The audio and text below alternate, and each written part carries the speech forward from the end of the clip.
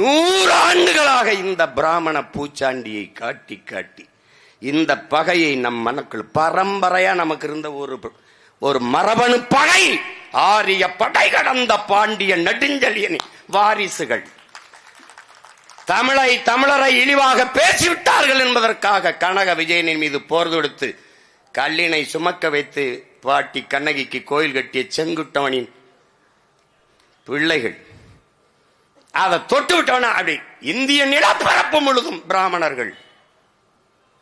ஆனால் தமிழ்நாட்டில் மட்டும்தான் எதிர்ப்பு. காரணம், அவனுக்குள்ள இருந்த அந்த பரம்பரை பகையை ஊதிவிட்டு குளிர் கஞ்சிட்டான். நுட்பமா இந்த அரசியலை புரிஞ்சுக்கணும். புரியுதா? ஓட்டுக்காக நிக்கிறேன், அந்த கூட்டத்தோட போய் குற்றமா போயிருவேன்.